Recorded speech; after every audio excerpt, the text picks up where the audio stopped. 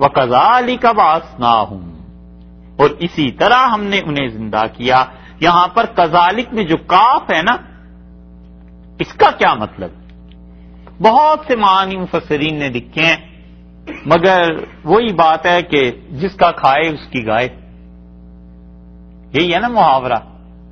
تو اساتذہ کہتے تھے کہ کاف جو ہے نا یہاں پر، وہ کہتے تھے اللہ نے اپنے کمال کے اظہار کے لیے فرمایا وَكَذَلِكَ، اور ہمارے کمال کو دیکھو، ہماری قدرت کو دیکھو، ہم نے ٹھیک ایسے ہی کر دیا. اتنا عرصہ تک سلائے رکھا تھا، بَعَثْنَاهُمْ، ہم نے انہیں اٹھا کر بٹھا دیا. لِيَتَسَاءَلُوا بَيْنَهُمْ، اور اس کا نتیجہ یہ نکلا، یہ لام جو ہے عاقبت کا ہے، علت کا نہیں. اگر علت کا ہو نا تو پھر ترجمہ بدل جائے گا، اور عاقبت کا ہو تو ترجمہ بدل جائے گا. دیکھیے بدلتا کیسے ہے ترجمہ. لِيَتَسَاءَلُوا كَذَلِكَ بَعَثْنَاهُمْ، اور یہ ہمارا کمال ہے کہ ہم نے انہیں اٹھا کر بٹھا دیا، انہیں نیند سے بیدار کیا. لِيَتَسَاءَلُوا بَيْنَهُمْ، تاکہ وہ آپس میں ایک دوسرے سے پوچھیں. یہ ہے غلط، کیونکہ ان کو اٹھانے کا مقصد کچھ اور تھا، وہ آگے آ رہا ہے. یہ مقصد تھوڑا ہی تھا کہ اٹھ کے آپس میں ایک دوسرے سے باتیں کرنے لگے کہ ہاں بھی کتنا عرصہ سوتے رہے، اور دوسرا کہ میں اتنا عرصہ سوتا رہا ہوں. یہ ہے دقیق چیز. اس لیے قرآن پاک کا ترجمہ اور یہ چیزیں کچھ آسان نہیں. اور لام جو ہے ہم جو کہتے ہیں کہ عاقبت کے لیے، تو پھر ترجمہ یہ جو بنے گا یہ صحیح ہے کہ وہ کذالک بعثناہم، اور یہ ہمارا کمال تھا کہ ہم نے انہیں اتنا عرصہ سلانے کے بعد بیدار کیا. لیتساءلوا بینہم، اور وہ آپس میں ایک دوسرے سے پوچھنے لگے اس بیداری کے نتیجے میں. آخر وہ اس بات پر پہنچے کیونکہ بیدار ہو گئے تھے، اس لیے انجام کار وہ ایک دوسرے سے گفتگو کرنے لگے. قال قائل منہم، بولا ان میں سے ایک، کم لبثتم، کتنا عرصہ رہے ہو تم. یہ قالا کا جو لفظ ہے، بات آگے آئے گی کہ یہ تھے کتنے. یہاں پر ایک بات دیکھیے، عبداللہ ابن عباس رضی اللہ عنہما نے اس سے استنباط کیا ہے. یہ عبداللہ ابن عباس رضی اللہ عنہما کی گہری سوچ ہے. کالا بولا، کتنے لوگ؟ ایک بولا نا، ٹھیک ہے. قائل منہم، ان میں سے، ان سب میں سے ایک بولا. کم لبثتم، تم لوگ کتنا عرصہ رہے. تو لبثتم جمع کا صیغہ آ گیا نا. اگر وہ ایک ہوتا تو وہ کہتے کہ تم کتنا عرصہ رہے، اگر وہ دو ہوتے تو وہ عربی کے مطابق وہ کہتے تم دونوں کتنا عرصہ سوتے رہے. اب یہ چونکہ سب بہت سے ہیں تو انہوں نے کہا کتنا عرصہ سوتے رہے، تو کم سے کم 3 تو ہوں گے، تو ہی تو جمع کا صیغہ آیا. تو اس سے ثابت ہو گیا کہ کتنے ہو گئے، ایک وہ اور 3 یہ، 4. قالوا لبثنا، انہیں جواب میں سامنے والوں نے کہا. تو یہ اگر ایک ہوتا تو قرآن یہ کہتا کہ قالا اس نے کہا.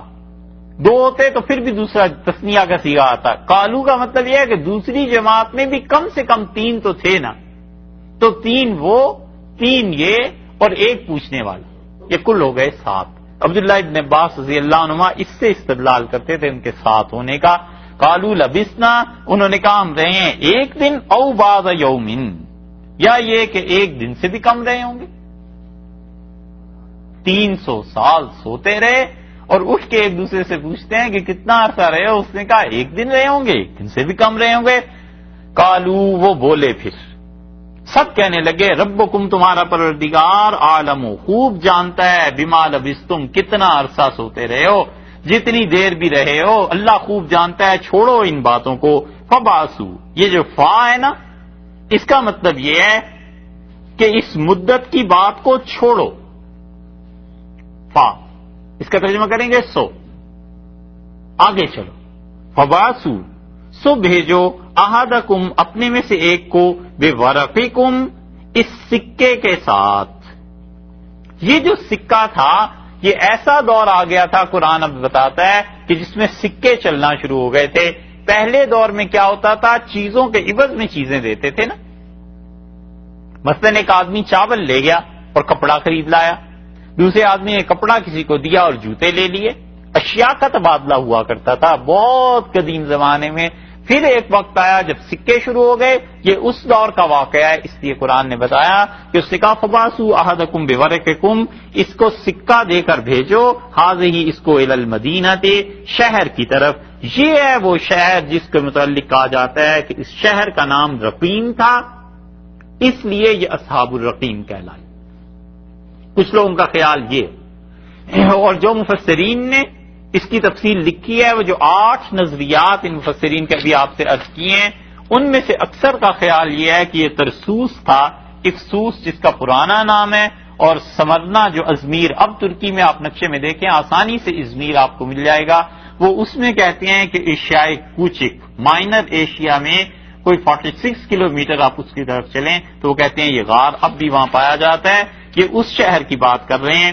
فبعثوا احدکم بورقکم هذه الى المدینہ، اور انہوں نے کہا اس شہر کی طرف بھیجو اپنے میں سے کسی ایک کو یہ سکہ دے کے. اس شہر کے متعلق خیال آیا کہ مفسرین نے جنہوں نے اس کو نہیں مانا نا ترکی والے شہر کو، انہوں نے ایک اور اعتراض بھی کیا. وہ کہتے ہیں قرآن میں جتنا بھی ذکر آیا ہے یہ عربوں کا آیا ہے، ترکوں کا تو اس میں ذکر ہی نہیں تھا، تو اس لیے ترکی کا شہر یہ کہاں سے آ گیا. مگر یہ وزنی بات نہیں ہے. وجہ اس کی یہ ہے کہ قرآن نے تو مصر کا بھی ذکر کیا، قرآن پاک میں تو روم کا، اٹلی کا بھی ذکر آیا ہے، اور پوری صورت ہے الف لام میم غلبت الروم. یہ عیسائی غالب آ گئے، اب ایرانی غالب آئے ہیں، کچھ عرصے کے بعد عیسائی غالب آ جائیں گے تو ایران کا بھی ذکر ہے. تو اس لیے یہ بات ایسی نہیں ہے کہ جس میں کوئی وزن ہو کہ ترکی کا ذکر کہاں سے آ گیا. اس وقت میں یہ ساری مملکتیں ایک ہی ہوتی تھی پرانے زمانوں میں. اب تو یہ کوئی تحقیق کرے کہ اس زمانے میں وہاں پر کون حکمران تھے، مشرک کتنا عرصہ تک رہے ہیں، ان کی حکومت کی حدود کیا تھی، پھر بات آگے بنے. تو اللہ تعالیٰ نے فرمایا، انہوں نے کہا اچھا چھوڑو اس بات کو، تم جتنا عرصہ بھی رہے ہو اب کھانے کی فکر کرو، اور دیکھو الی المدینہ، شہر کی طرف چلا جائے کوئی آدمی تم میں سے ایک سکہ لے کے، فلینظر، اور اسے چاہیے کہ وہاں جا کر دیکھے، ایھا ازکا طعاما، کون سا کھانا سب سے زیادہ پاک ہے. کیونکہ جب یہ سوئے ہیں تو مشرکین کی حکومت تھی اور وہ بتوں کے نام پہ ذبح کرتے تھے. تو انہوں نے کہا کوئی حرام کا کھانا نہ لے آنا، کھانا پاک ہونا چاہیے. یہ دلیل ہے ان فقہا کی جو کہتے ہیں کہ جب مارکیٹ میں عام طور پر گوشت حرام بک رہا ہو تو وہاں پر تحقیق کر کے پاک گوشت لینا واجب ہے، ضروری ہے. کہتے ہیں دیکھو، انہوں نے کہا جا رہے ہو شہر میں لیکن جو کھانا لے کے آؤ گے وہ پاک ہونا چاہیے، کیونکہ بتوں کے نام پہ شرک کیا جاتا ہے، جانور ذبح کیے جاتے ہیں. ایسے نہ ہو تم ایسا کوئی کھانا لے آؤ. تو انہوں نے اس سے یہ مسئلہ ثابت کیا ہے. اور حقیقت یہ ہے کہ آدمی کا کھانا پاک اور حلال بہت بڑا فرق پڑ جاتا ہے عبادت. جتنا آدمی حرام چیزوں سے بچا رہتا ہے اس کی عبادات میں اتنا ہی نور آتا رہتا ہے، اور جہاں حرام کا لقمہ حلق سے نیچے اترا اور اس کی کیفیات ختم ہو گئیں اور اللہ کے ساتھ تعلق میں کمی واقع ہو جاتی. وہاں یعقوب صاحب نانوتوی رحمۃ اللہ علیہ کہتے تھے یہ اس زمانے کا قصہ ہے جب دارالعلوم میں بڑے بڑے لوگ دیوبند میں موجود تھے، اور وہ ایک آدمی تھا وہ دعوت کرتا تھا سارے اساتذہ کی، اور مدتوں کے بعد 6 مہینے بعد، سال بعد وہ دعوت کرتا تھا، اور بڑے بڑے اساتذہ اس کی دعوت کے انتظار میں رہتے تھے. تو وہ کرتا کیا تھا کہ گھاس جو زمین پہ کہیں بھی اگی ہوئی ہے اس گھاس کو اکھیڑتا رہتا تھا، اور جا کر شام کو گٹھے بنا کے جہاں بھی تانگے گھوڑے اس زمانے میں چلتے تھے، آج سے 1.5 صدی پہلے کا قصہ ہے، جا کے گھوڑوں والے کے ہاتھ گھاس بھیج دیتا تھا اور پیسے جمع کرتا رہتا تھا. جب پیسے کچھ جمع ہو جاتے تھے تو لا کے ان اساتذہ کو دے دیتا تھا. کہتا تھا بھائی میرے پاس تو اتنی فرصت ہے نہیں کہ میں اب کھانا بھی تمہارے لیے پکاؤں، یہ پیسے ہیں اور لو اس کے برتن خرید لینا، اور اس پیسے سے چاول منگا لینا، اور یہ تھوڑی سی دال منگا لینا، اور یہ آپ لوگوں کی دعوت ہے. وہاں یعقوب صاحب رحمۃ اللہ علیہ کہتے تھے اتنی برکت ہوتی تھی اس کے کھانے میں کہ چند لقمے ہم کھاتے تھے اور 40 دن تک تہجد کی نماز قضا نہیں ہوتی. تو ایک آدمی گیا اور اس نے پوچھا کہ بھئی یہ کرتے کیا ہو، یہ پیسہ کہاں سے آتا ہے اتنا پاک تمہارا؟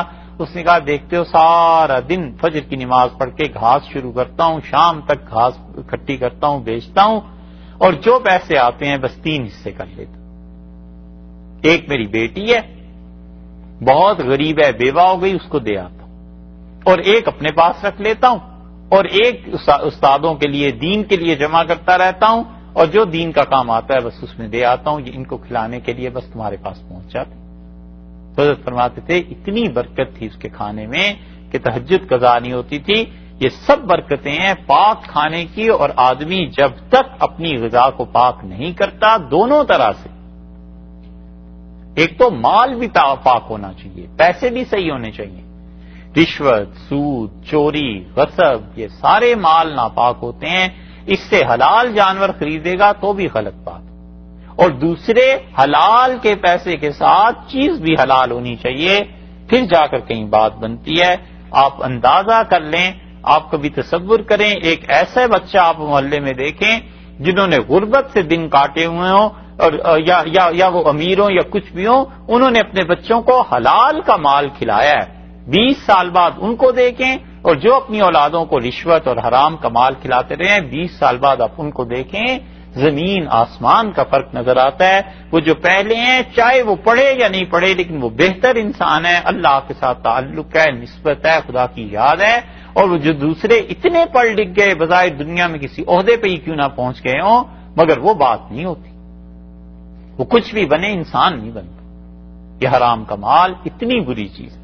انہوں نے کہا پیسے دو، ان کو بھیجو، اور جا کر وہ دیکھیں کون سا اچھا کھانا ہے، فَلْيَأْتِكُمْ بِرِزْقٍ مِّنْهُ، اور وہ اس سے تمہارے لیے کھانا لے کر آئے، صاف ستھرا۔ وَلْيَتَلَطَّفْ، اور انہوں نے کہا نرمی سے جانا، بات نرمی سے کرنا۔ اب ان کے ذہن میں کیا ہے کہ ایک دن گزرا ہے نا، تو انہوں نے کہا نرمی سے بات کرنا، کہیں لڑائی جھگڑا ہو جائے، کوئی پہچان لے اور بادشاہ تمہیں بلوا لے اور گرفتار ہو جاؤ اور قتل ہو جاؤ، انہیں کیا پتا 300 سال گزر گئے۔ وَلَا يُشْعِرَنَّ بِكُمْ أَحَدًا، اور انہوں نے کہا کہ تمہاری خبر کسی کو نہ ہونے پائے، کسی کو نہ پتا چلے کہ تم کہاں چھپے ہوئے ہو، اگر تمہیں پکڑ لیں پوچھیں ہمارا نہ بتانا۔ جو سختی ہے تمہاری اپنی جان تک محدود رہے گی، کسی کو پتہ نہیں چلنا چاہیے کہ تم کہاں سے آئے ہو۔ یہ جو وَلْيَتَلَطَّفْ ہے نا، اس پہ آپ نے حاشیے میں دیکھا ہے کچھ لکھا ہوا؟ اس کے متعلق کہتے ہیں، یہ سیوطی رحمت اللہ نے بھی لکھا ہے کہ ہم نے قرآن پاک کے الفاظ گنے، اور وہ کہتے ہیں وَلْيَتَلَطَّفْ کا جو لفظ ہے نا، اس پر قرآن آدھا ہو جاتا ہے، یہ ہے، اور اس کے بعد آدھا قرآن باقی۔ وَلَا يُشْعِرَنَّ بِكُمْ أَحَدًا، انہوں نے کہا تمہارے متعلق کسی کو پتہ نہ چلے، کیوں؟ اِنَّهُمْ، یہ ایسے ہیں کہ اِن يَظْهَرُوا عَلَيْكُمْ، اگر انہیں خبر مل گئی تمہاری، يَرْجُمُوكُمْ، تمہیں پتھروں سے مار دیں گے، سنسار کر دیں گے۔ یہ پرانے زمانے میں جو تباہی کے طریقے ہوتے تھے انسانوں کو مارنے کے، ان میں سے ایک طریقہ یہ تھا، انہوں نے کہا حکومت ہے، بادشاہ ہے مشرک، اور وہ پتھر مار مار کے سنسار کرا دے گا۔ اسی لیے کئی جگہ پر اس سنساری کا ذکر آیا۔ حضرت ابراہیم علیہ السلام کے والد نے بھی ان سے کہا تھا کہ لَأَرْجُمَنَّكَ، میں تجھے پتھر مار دوں گا، سنسار کر دوں گا۔ وہاں پہ بعض مفسرین نے اس کا اور ترجمہ کیا ہے، وہ بات آئے گی تو پھر آئے گی۔ اسی طرح حضرت موسیٰ علیہ السلام نے بھی کہا کہ میں اللہ کی پناہ مانگتا ہوں اس بات سے کہ تم مجھے پتھر مارو، فرعون سے ارشاد فرمایا تھا۔ تو یہ پرانے زمانے میں پتھروں سے مارتے تھے، ہلاک کر دیتے تھے۔ انہوں نے کہا اگر انہیں پتہ چل گیا نا تمہارا، تو 2 کاموں میں سے ایک کام وہ کریں گے، یا تو پتھر مار کے رجم کر کے ہلاک کر دیں گے، او یعیدوکم فی ملتہم، یا وہ اپنی ملت میں، اپنے مذہب میں تمہیں واپس الٹا پھرائیں گے۔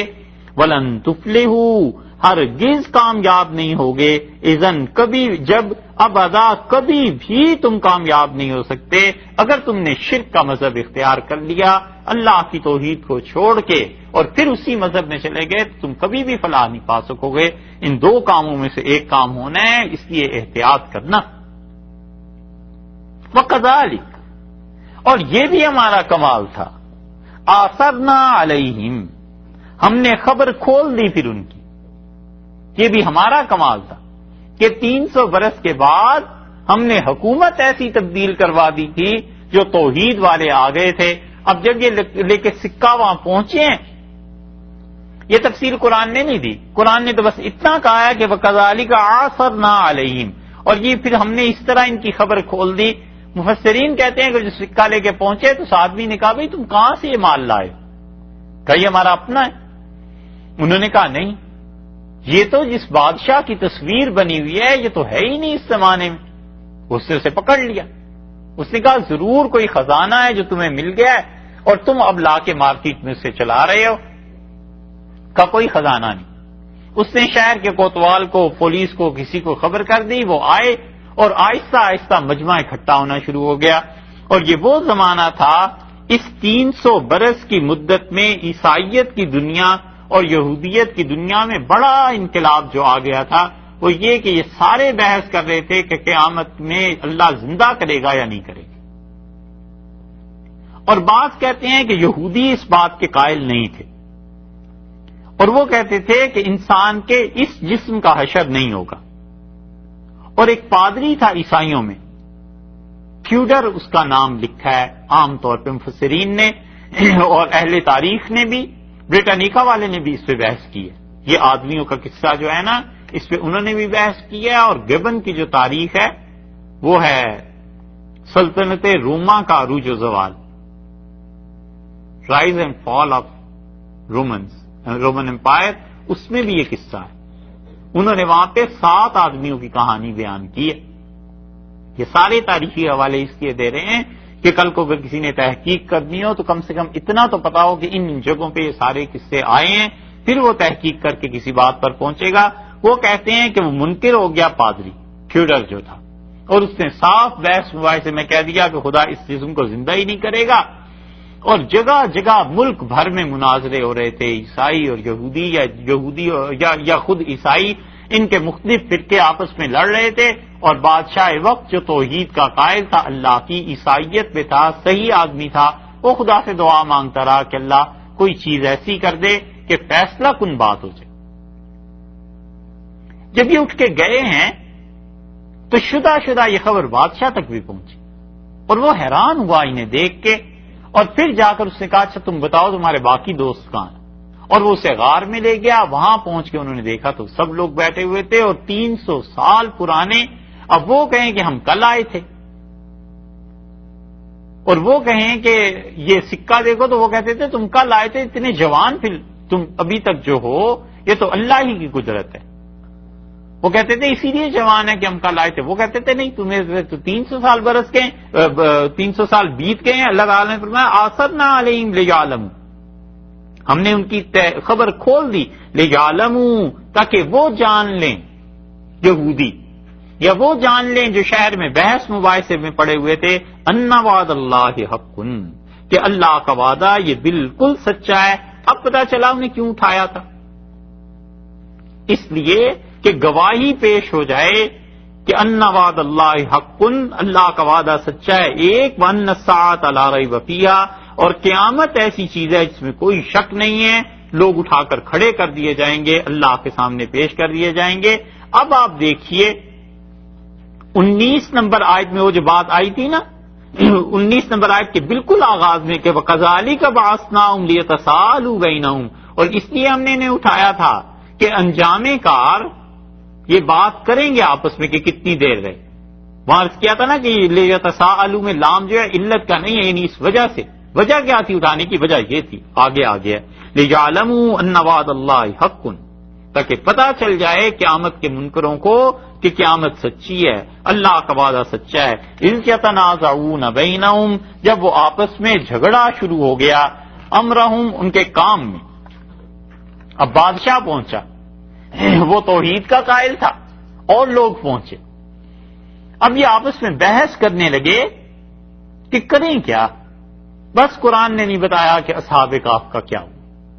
کچھ لوگوں کا خیال ہے بس ان کا انتقال ہو گیا، کچھ کہتے ہیں وہ وہیں پہ رہے، زندگی کے باقی دن گزارے، آخر پہ انتقال ہو گیا، کچھ کہتے ہیں کہ بس اسی وقت انتقال ہو گیا، کچھ یہ بھی لکھنے والے لکھتے ہیں کہ حضرت عیسیٰ علیہ الصلوۃ والسلام آئیں گے اور یہ اصحاب کہف ابھی بھی اپنی جگہوں پر ہیں اور یہ اس زمانے میں اٹھ کے عیسیٰ علیہ الصلوۃ والسلام سے ملاقات کریں گے، اور اس کی دلیل یہ دیتے ہیں کہ قرآن نے سارے صیغے جو استعمال کیے ہیں، قرآن اسے پریزنٹ ٹینس میں لا رہا ہے کہ اب یہ ہوا، اب یہ ہوا، اب تم جا کر اگر دیکھو، اگر تم اسے دیکھتا تو تم وہاں سے پیٹ پھیر کے بھاگ جاؤ، اور تم انہیں اب دیکھو تو تم سمجھو کہ وہ جاگ رہے ہیں حالانکہ وہ سو رہے ہیں، تو وہ کہتے ہیں کہ یہ چیز ہے۔ لیکن بہت سے مفسرین نے اسے نہیں مانا، وہ کہتے ہیں یہ قصہ پٹ گیا۔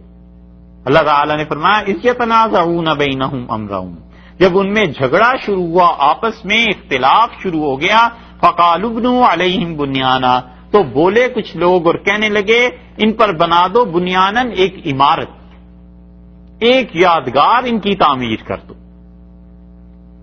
ایک ستون بنا دو۔ اور یہ چیز عیسائیوں میں زیادہ رہی، مسلمانوں میں کم رہی ہے۔ مسلمانوں نے بھی بڑے بڑے ستون بنائے ہیں، دلی میں ہے نا قطب مینار، اسی طرح ہمارے ہاں شیخوپورہ میں ہے ہرن مینار، جہاں جہانگیر شہزادہ انہوں نے ایک ہرن مار دیا تھا تو وہ وہاں انہوں نے مینار بنوا دیا۔ وہ شکار چونکہ اچانک ہوا تھا اس لیے بہت اچھی چیز ہو گئی تھی، اور اچھی نہ بھی ہوتی صاحب تو بھی بادشاہ تھے بنا سکتے تھے۔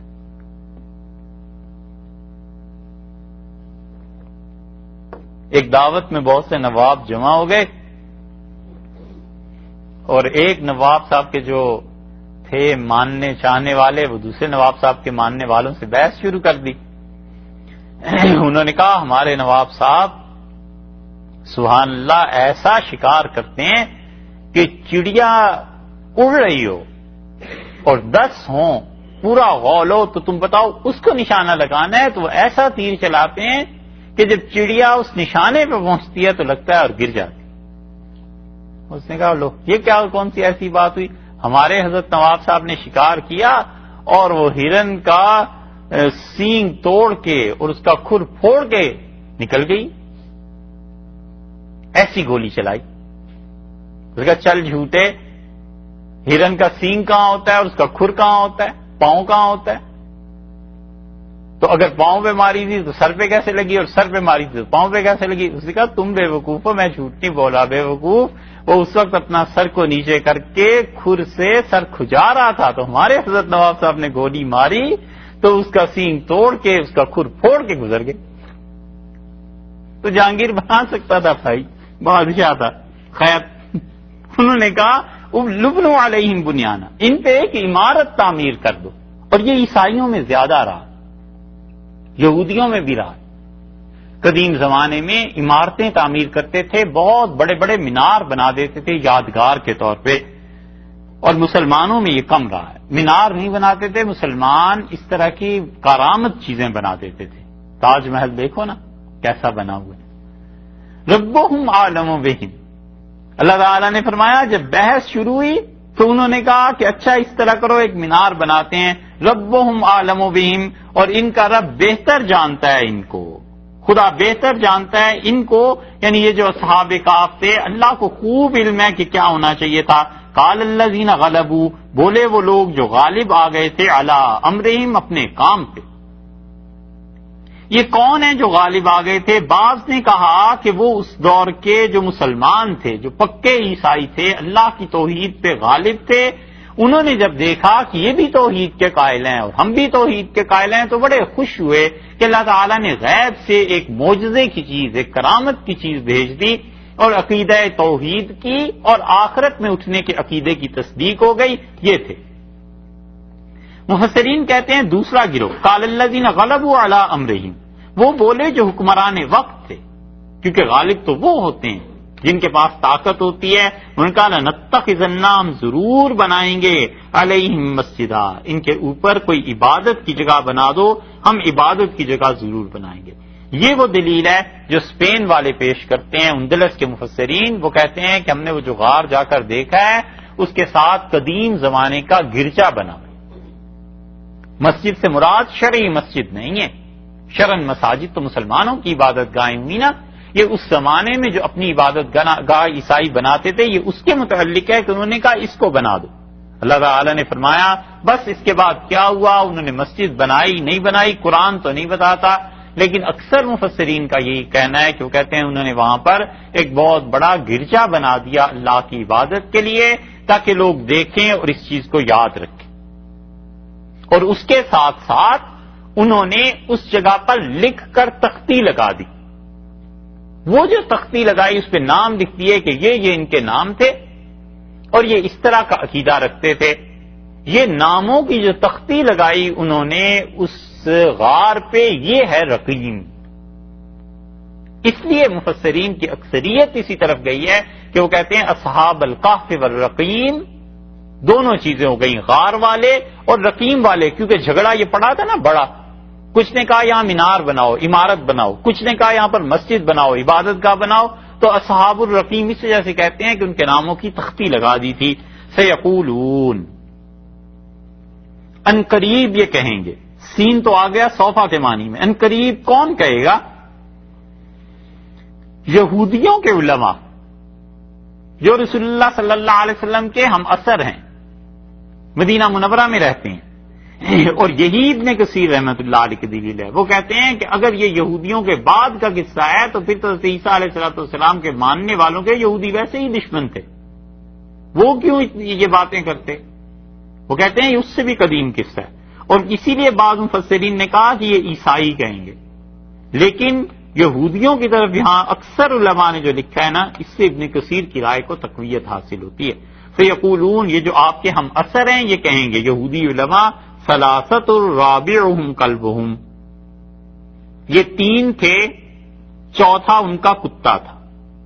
ویقولون، اور یہ کہیں گے خمسۃ، یہ 5 تھے لڑکے، سادسہم کلبہم، اور چھٹا ان کا کتا تھا. رجما بالغیب، یہ بن دیکھی چیزوں میں دخل دیکھتے ہیں. یہ کیا کرتے ہیں؟ رجما بالغیب، بن دیکھے نشانہ پتھر چلاتے ہیں. رجم کہتے ہیں نا پتھر مارنا، ابھی لفظ گزرا ہے نا کہ انہوں نے کہا یرجموکم، وہ تمہیں پتھر مار مار کے مار دیں گے. رجمم بالغیب، ان دیکھے پتھر چلاتے ہیں، تکے لگاتے ہیں. اردو میں با محاورہ ترجمہ ہوا. اور شاہ عبد القادر صاحب رحمۃ اللہ نے بڑا اچھا ترجمہ کیا. انہوں نے کہا بن دیکھے نشانہ پتھر چلاتے ہیں، نشانہ دیکھے بن پتھر چلاتے ہیں. رجمم بالغیب. وَيَقُولُونَ، اور کہیں گے 7 7 تھے، وَثَامِنُهُمْ كَلْبُهُمْ، اور 8واں ان کا کتا تھا. اب یہ تھے کتنے؟ پہلی بات تو یہ ہے کہ اللہ تعالیٰ نے آگے کہہ دیا قُلْ رَبِّي أَعْلَمُ بِعِدَّتِهِمْ، آپ کہہ دیجئے کہ میرا پروردگار خوب ان کی تعداد کو جانتا ہے. مَا يَعْلَمُهُمْ، ان کی تعداد کو کوئی نہیں جانتا، إِلَّا قَلِيلٌ، مگر تھوڑے سے لوگ. بس تھوڑے سے لوگوں کو حقیقت کا علم ہے، باقی ہم جانتے ہیں اور کوئی نہیں جانتا. عبداللہ ابن عباس رضی اللہ عنہ کہتے تھے کہ میں جانتا ہوں، یہ قلیل میں میں بھی شامل ہوں. انہیں دعویٰ بھی تھا تفسیر کا، اور رسول اللہ صلی اللہ علیہ وسلم جو نے دعا دی تھی کہ اللہم علمہ التاویل، اللہ اسے قرآن کی تفسیر سکھا دے، یہ رسول اللہ صلی اللہ علیہ وسلم کی دعا ان کے لیے بہت بڑی چیز تھی. اس لیے وہ کہتے تھے میں بھی اس میں ہوں، یہ جو اللہ نے قلیل کہا ہے. اور وہ کہتے تھے 7 ہیں، ایک وہ دلیل وہی دیتے تھے کہ ایک پوچھنے والا، 3 ایک طرف اور 3 ایک طرف. وہ کہتے تھے کہ 3 نے پوچھا، ایک نے پوچھا 3 سے، اور پھر 3 نے جواب دیا، 3 3 6 اور 1 7 ہو. اور دوسری دلیل وہ حضرت عبداللہ ابن عباس رضی اللہ عنہ نے اس سے اوپر بھی دی ہے. وہ کہتے ہیں دیکھو اللہ تعالی نے فرمایا 3 تھے، چوتھا ان کا کتا تھا. اور وہ یہ کہیں گے کہ 5 تھے، چھٹا ان کا کتا تھا. ان دونوں کے بعد اللہ تعالیٰ نے قرار دیا کہ رجمم بالغیب، یہ بن دیکھے کام کرتے ہیں، تکے چلاتے ہیں. اس قول کو رد، دونوں کو رد کر دیا نا، 3 والے کو بھی اور 5 والے کو بھی. اور اس کے بعد کہا کہ 7 تھے اور 8واں ان کا کتا تھا. اور اس قول کو اللہ تعالیٰ نے رد نہیں کیا. تو ابن عباس رضی اللہ عنہ فرماتے تھے کہ اس کو تردید نہ کرنا اس بات کی دلیل ہے کہ حقیقت میں وہ 7 تھے اور 8واں ان کا کتا تھا. یہ ان کا خیال تھا. اللہ تعالیٰ نے فرمایا ہے کہ کوئی نہیں جانتا ان کی اصل تعداد اللہ قلیل، مگر تھوڑے سے لوگ، اور میرا پروردگار آپ کے یہ خوب جانتا ہے۔ اور اگر کبھی یہ جھگڑیں اس بات پہ، ہاں ایک بات رہ گئی، دیکھیے خمسۃ سادسہم کلبہم ثلاثۃ رابعہم کلبہم، اس آیت کے شروع سے 22ویں آیت میں ثلاثۃ رابعہم کلبہم، آپ دیکھیں فرق کیا ہے۔ ثلاثۃ رابعہم کلبہم گنتی ہے نا، ثلاثہ 3، رابعہ 4، رابع خمسۃ سادسہم کلبہم سبعۃ وثامنہم کلبہم، فرق پتہ چلا؟ پھر غور کیجیے، ثلاثۃ رابعہم کلبہم خمسۃ سادسہم کلبہم سبعۃ وثامنہم کلبہم، واو کا فرق نکل آیا نا؟ قرآن نے پہلی 2 جگہوں پہ واو کا لفظ نہیں استعمال کیا، یہاں پہ واو کا لفظ استعمال کیا ہے۔ یہ ٹھیک خالص ٹھیٹھ عربی کا قاعدہ، جیسے ہم اکائی گنتے ہیں نا 1 سے 9 تک، تو 9 تک تو ہوتی ہے اکائی، اور اس کے بعد جب 10 کا لفظ آتا ہے تو وہ بڑا لگتا ہے، کیونکہ 2 عدد شروع ہو گئے نا، وہ ذرا اوپرا سا ہے، الگ سا ہے، ان 9 سے 9 کے بعد الگ سا ہے۔ اسی طرح عرب جو تھے یہ 7 تک گنتے تھے ٹھیک، اور اس کے بعد جب 8 شمار کرتے تھے نا پھر واو کا استعمال کر لیتے تھے، کیونکہ ان کے نزدیک 7 عدد تک تو پورے تھے، 8ویں عدد پہ جب پہنچتے تھے تو یہ کہتے تھے یہ بڑی چیز ہوگی، کیونکہ سبع کہتے ہیں چیرنے پھاڑنے کو، سبعیت درندگی، قرآن نے بھی اس لفظ کو استعمال کیا، شیر چیتا ان کے متعلق وہ کہتے تھے یہ سبع ہیں، چیرنے والے ہیں، پھاڑنے والے ہیں، اور 7 سے اوپر عدد وہ کہتے تھے اب جو 8 شروع ہے تو یہ بڑی چیز ہو گئی، اس لیے وہ ہمیشہ اس واو کو واو سمان کہتے تھے، واو سمان 8واں، 8 کی فگر سے پہلے کا واو اللہ تعالیٰ نے ٹھیٹھ عربی میں قریش کی لغت میں یہ نازل کیا ہے نا، اس لیے ان کے محاورے کے مطابق اوپر دیکھیے کہیں بھی واو نہیں لائے، جب یہاں آئے ہیں تو فرمایا سبعۃ وثامنہم کلبہم، 7 وہ تھے اور 8واں ان کا کتا تھا۔ یہ ہے عربیت اور یہ ہے لغت کی معراج، رسول اللہ صلی اللہ علیہ وسلم نے جو عربوں میں چیزیں تھیں، بنو حوازن میں چونکہ پرورش ہوئی تھی نا، اس لیے رسول اللہ صلی اللہ علیہ وسلم کی اپنی عربی بھی بڑی فصیح تھی۔ اللہ تعالیٰ نے فرمایا فلا تماری فیہم، سو آپ اس معاملے میں یہ اگر جھگڑیں، یہ اگر گنتی کے متعلق جھگڑا کریں، فلا تماری فیہم، آپ اس پہ مت جھگڑیے، الا مراء ظاہرا، مگر سرسری سی بات کر دیجئے، آپ اس جھگڑے میں ہی نہ پڑیے، 5 تھے 4 تھے 6 تھے 7 تھے کیا تھے، آپ جھگڑے میں نہ پڑیے، ولا تستفتی، اور نہ ہی آپ فتویٰ پوچھیے، فیہم ان اصحاب کہف کے بارے میں، منہم ان یہودیوں سے، احدا کسی ایک سے بھی آپ فتویٰ نہ پوچھیے، کسی ایک سے بھی دریافت نہ کیجیے کہ ان کی حقیقت کیا تھی، تعداد کتنی تھی، کیا چیزیں ہو گئیں، کسی سے پوچھنے کی کچھ ضرورت نہیں ہے، اور کوئی جھگڑا ہے تو بالکل جھگڑنا بھی نہیں ہے۔ اس سے معلوم ہوا کہ وہ چیزیں جن کا شریعت میں ضرورت کے درجے میں کوئی فائدہ نہیں ہے، انسان خام خواہ ان پہ نہ جھگڑے۔ بہت سے کام محض مستحب ہوتے ہیں، مستحب کاموں پہ کیا جھگڑنا ہے؟ ایک آدمی ایک کام کرتا ہے اچھا کرتا ہے، وہ نہیں کرتا وہ چھوڑ دیتا ہے تو بھی اس کی اپنی مرضی ہے۔ شریعت نے بتا دیا کہ جو کام ضرورت کے درجے کی چیزیں نہیں ہیں، نہ ان میں زیادہ کھود کرید کرو اور نہ ان پہ جھگڑو۔ اب یہاں پر پہنچ کے اصحاب کہف کی بات پوری ہو گئی، ایک بات البتہ رہ گئی، اور وہ یہ رہ گئی کہ یہ کتنا عرصہ تک رہیں، کون تھے یہ بھی پتا چل گیا، ان کے عقیدے کا بھی، ان کے اعمال کا بھی، ان کی تعداد کتنے تھے۔ اب یہ رہ گیا کہ یہ لوگ کتنا عرصہ تک رہے ہیں۔ درمیان میں اللہ تعالیٰ نے ایک اور بات ارشاد فرمائی، اللہ تعالیٰ نے فرمایا وَلَا تَقُولَنَّ لِشَيْءٍ، اور دیکھیے آپ ہرگز کسی چیز کے متعلق نہ کہیں انی فاعل ذالک غدن، کہ میں یہ کام کرنے والا ہوں غدن، کل، ٹمارو، نیکسٹ ڈے، میں یہ کام کرنے والا ہوں، الا مگر ان یشاء اللہ، یہ فرمایا کیجئے کہ الا ان یشاء اللہ، کہ اگر اللہ چاہے تو یہ کام کرنے والا ہوں۔ یہ ہے وہ انشاء اللہ جو مسلمان کہتے کہ انشاء اللہ، اگر اللہ نے چاہا تو میں یہ کام کروں گا۔ اس سے معلوم ہوتا ہے، پہلی بات تو فقہا نے اس میں مسئلہ یہ لکھا ہے کہ وہ کہتے ہیں انشاءاللہ کہنا چاہیے ہر اس کام کے متعلق جو آئندہ مستقبل میں کرنے کا ارادہ ہو کہ اگر اللہ نے چاہا تو میں کروں گا۔ کچھ فقہا نے اس سے بھی زیادہ گہری چیز لکھی ہے، ہیں تو یہ مستقل احکامات، لیکن دوسرا مسئلہ بس بیان کرتے ہیں پھر آگے چلتے ہیں۔ فقہا کہتے ہیں کہ اصل میں تو یہ عقیدے کا مسئلہ ہے کہ میں کل کام کروں گا اگر اللہ نے چاہا، تو اللہ تعالیٰ کی مشیت کے متعلق بات ہے کہ اللہ نے اگر چاہا تو کام کروں گا، اللہ نے نہ چاہا تو نہیں کروں گا۔ تو وہ کہتے ہیں یہ بات جو کر رہا ہے یہ عقیدے کے متعلق ہے، تو اس کا ایک مطلب یہ بھی نکلا کہ تم کسی چیز کے لیے اپنے عقیدے میں یہ بات نہ شامل کر لینا کہ میں خود اسے کر لوں گا، بلکہ عقیدہ یہ رکھو کہ اللہ نے اگر چاہا تو کل کروں گا۔ پھر وہ کہتے ہیں کہ اس کا مطلب یہ بھی ہے کہ یہ ضروری نہیں ہے کہ انسان زبان سے انشاءاللہ کہے، دل میں اس عقیدے کا استحضار جب بات کر رہا ہے تو اس عقیدے کو دل میں رکھنا بس یہ کافی۔ اور یہ مسئلہ اس وقت پیش آتا ہے خاص طور پہ جب آپ کسی ایسے آدمی سے ڈیل کر رہے ہوں جو ان چیزوں کو نہیں مانتا، کافر ہے، آپ اسے کہیں گے کہ انشاءاللہ، تو اسے سمجھ ہی نہیں آئے گی کہ انشاءاللہ کیا ہے۔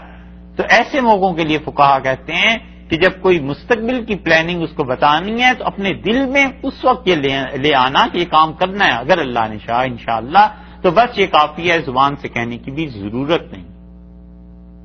اور انشاءاللہ کا اثر، یہ تو دوسرا مسئلہ ہو گیا۔ ایک مسئلہ چھوٹا سا اور کہ انشاءاللہ کا اثر کب تک رہتا ہے۔ حنفی فقہا کہتے ہیں کہ انشاءاللہ کا اثر جو ہے وہ فوری طور پر ہے۔ کسی آدمی نے اگر کہہ دیا کہ میں نے اپنی بیوی کو طلاق دی انشاءاللہ، تو وہ کہتے ہیں وہ طلاق نہیں ہوگی، اس لیے کہ اس نے اللہ کی مشیت پہ موقوف کر دیا نا کہ اگر اللہ چاہے تو میری بیوی کو طلاق ہے، تو اللہ تعالیٰ کو کیا پڑی ہے بھائی، خدا کو اس سے کیا۔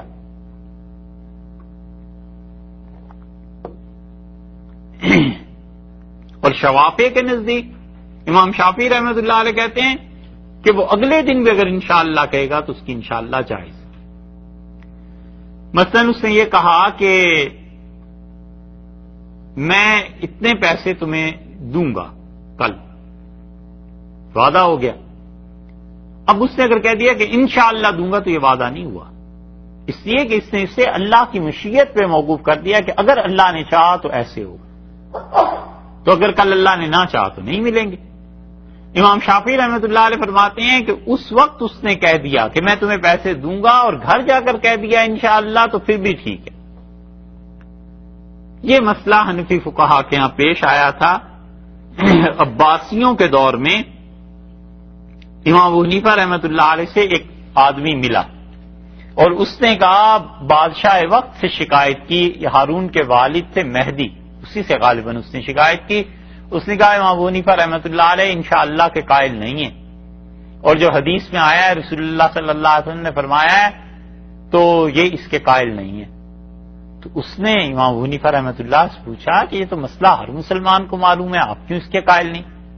انہوں نے کہا یہ خود قائل نہیں ہے، میں تو قائل ہوں، میں تو کہتا ہوں جو بات کہنی ہے کہو اور اس کے بعد انشاءاللہ اسی وقت لگاؤ، بعد کا کہا ہوا معتبر نہیں۔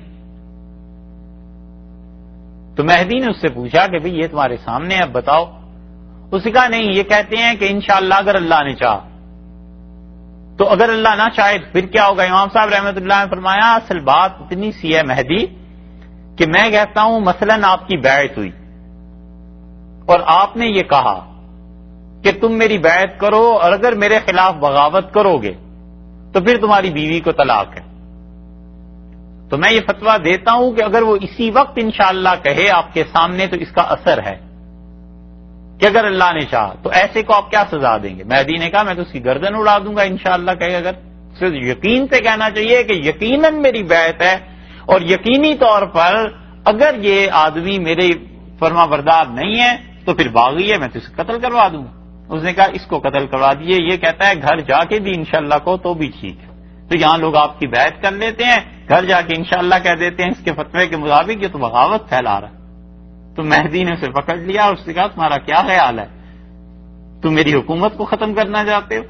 بڑی مشکل سے جان چھڑائی، جب باہر نکلا تو کہنے لگا امام ابو حنیفہ رحمۃ اللہ سے خدا کی قسم تم نے تو میرے خون کا ارادہ کر لیا تھا، امام صاحب رحمۃ اللہ نے فرمایا تم نے میرے دین کا ارادہ کر دیا تھا،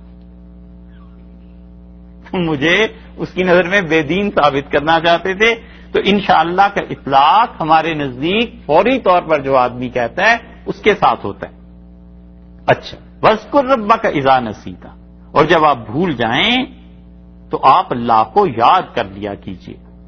بہت سی چیزیں آدمی بھول جاتا ہے، یاد کرتا ہے کہ وہ شعر جو سنا تھا اب اس کا اگلا مصرع کیا ہے، کئی مرتبہ یاد کرتا رہتا ہے نا، پھر بڑی مشکل سے یاد آتا ہے. اللہ تعالیٰ نے فرمایا جب تم کوئی بات بھول جاؤ تو اللہ کو یاد کر لیا کرو. یاد کا کیا مطلب ہے؟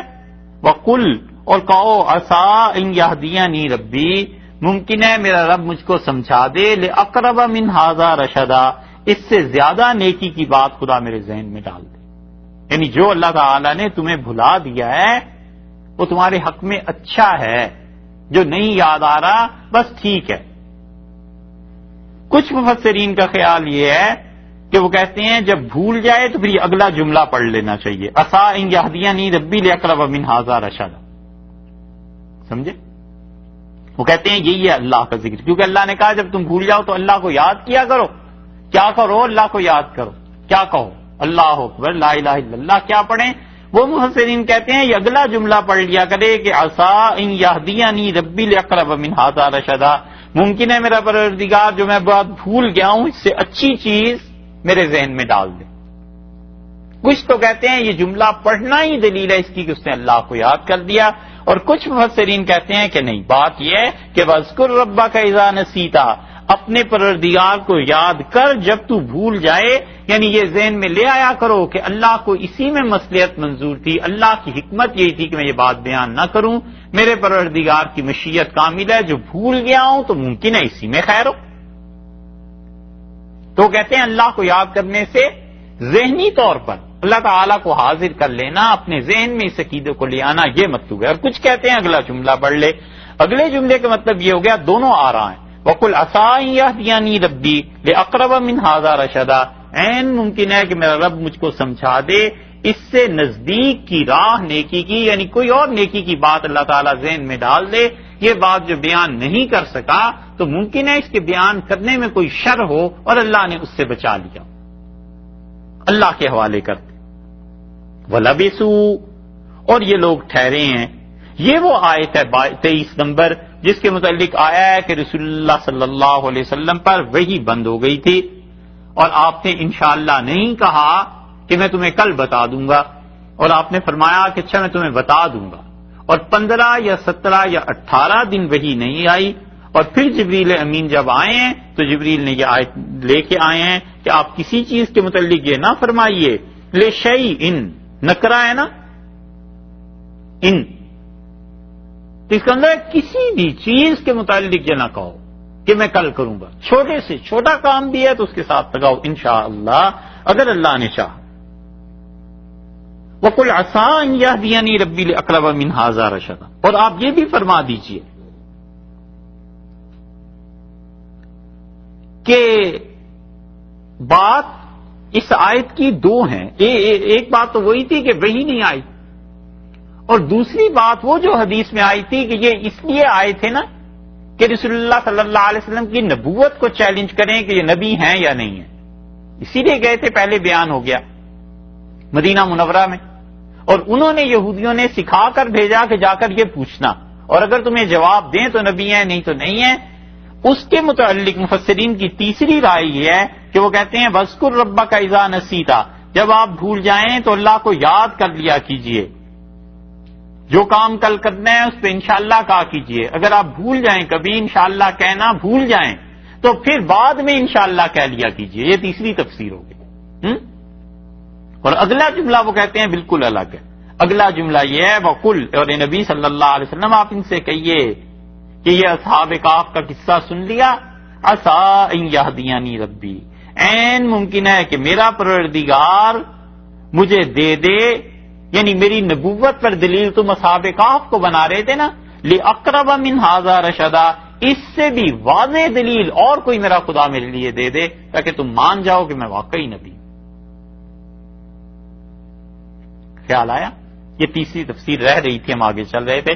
اچانک ذہن میں آ گیا کہ ہاں تیسری رائے مفسرین کی یہ ہے کہ وہ کہتے ہیں وَلَا تَقُولَنَّ لِشَيْءٍ إِنِّي فَاعِلٌ ذَلِكَ غَدًا، یہ بات تو پچھلی ہو گئی، وہی رک گئی تھی، انشاءاللہ نہیں کہا تھا، آپ انشاءاللہ آئندہ سے کہا کیجئے کہ میں کل یہ کام کروں گا، الا ان یشاء اللہ، مگر یہ کہ اللہ نے چاہا تو کروں گا، فاذکر ربک اذا نسیت، اور دیکھیے جو وہی رک گئی تھی آپ نے اپنے رب کو یاد نہیں رکھا نا کل کے لیے، کل کے کام میں نہیں یاد فرمایا، آئندہ ایسے نہیں ہونا چاہیے، آپ اللہ کو یاد کیا کیجئے، انشاءاللہ کہہ لیا کیجئے، اور ان کو بھی جواب دے دیں، یہ مشرکین جو اصحاب کہف کا امتحان لینے آپ سے آئے تھے اور کہتے تھے کہ یہ 3 سوالات پوچھنے انہیں کہ یہ عسیٰ ان یہدینی ربی لاقرب من ھذا رشدا، میرا پروردگار عین ممکن ہے نبوت میری پہ دلیل بننے کے اعتبار سے اصحاب کہف سے بھی کوئی بڑی بات مجھے عطا فرما دے جسے تم دیکھو اور تمہیں میری نبوت کا یقین آ جائے۔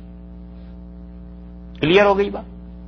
وَلَبِثُوا، اور یہ ٹھہرے ہیں فی کافیم، اپنے غار میں، 300 سنین، 300 برس، وَازْدَادُوا 9، اور تم اس پہ بڑھا لو 9 سال اور، یہ ٹھہرے ہیں، مدت گزری ہے ان پہ اس کھوہ میں، اس کاف میں، اس غار میں 300 برس، اور 9 تم اس پہ اور بڑھا لو۔ ابن کثیر رحمۃ اللہ علیہ کہتے ہیں سیدھا سادہ کیوں نہیں اللہ تعالیٰ نے کہا کہ 309 برس، یہ کیوں کہا کہ 300 برس ٹھہرے ہیں اور 9 برس اور بڑھا لو؟ پھر وہ کہتے ہیں کہ سورج میں اور چاند میں 1 صدی میں 3 سال کا فرق پڑ جاتا ہے، تو اللہ تعالیٰ نے فرمایا اگر تم سورج سے حساب کر لو تو وہ اپنے غار میں ٹھہرے ہیں 300 سنین، 300 سال، اور اگر چاند کا حساب کرتے ہو تو وَازْدَادُوا 9، 9 سال اور بڑھا لینا، کہ وہ 309 سال تک سوتے رہے۔ قُلِ اللَّهُ، اور آپ فرما دیجئے اللہ عالم، اللہ سب سے اچھا جانتا ہے، بما لبثوا، کتنا عرصہ کتنی مدت تک وہ سوتے رہے ہیں، اللہ خوب جانتا ہے۔ اب دیکھیے عام طور پر اس طرف گئے ہیں اہل تاریخ کہ 249 عیسوی میں یہ واقعہ پیش آیا ان کے چھپنے کا، تو 249 اس میں آپ 309 برس جمع کر لیں تو یہ کون سا سن آ گیا عیسوی؟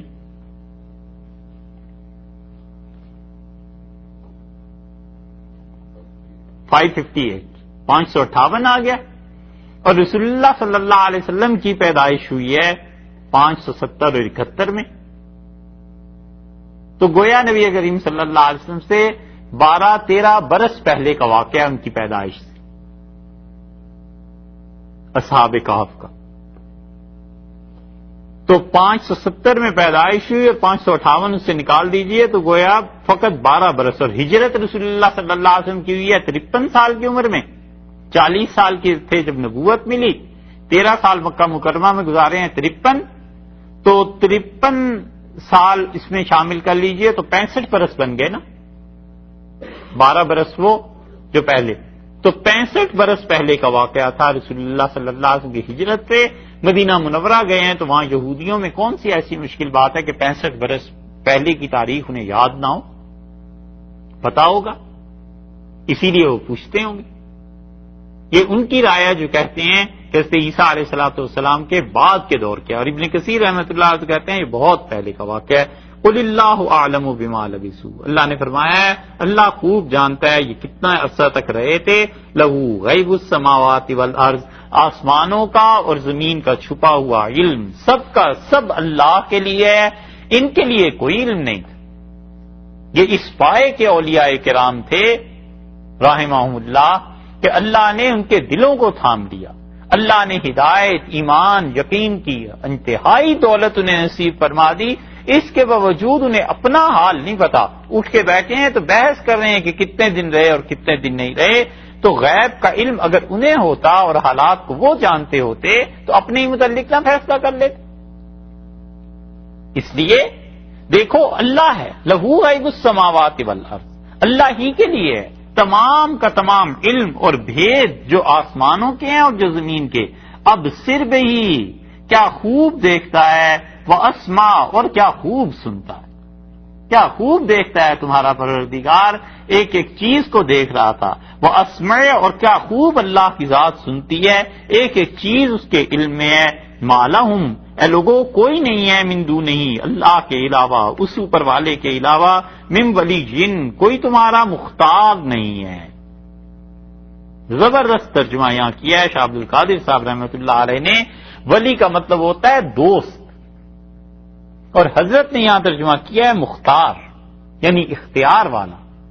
تو مطلب یہ تھا کہ اصحاب کہف کے متعلق تم یہ اگر عقیدہ رکھتے ہو کہ وہ اللہ کے انتہائی اچھے بندے تھے اور تمہاری کوئی مشکل اور مصیبت دور کر سکتے ہیں اور تمہارے حالات سے واقف ہیں، تو دیکھو ہم صاف تمہیں کہتے ہیں کہ آسمانوں کا اور زمینوں کا علم ہمارے پاس ہے، ان کے پاس نہیں تھا، اور اختیار سارا ہمارا چلتا ہے. کیا خوب سننے والا ہے، کیا خوب دیکھنے والا ہے اللہ.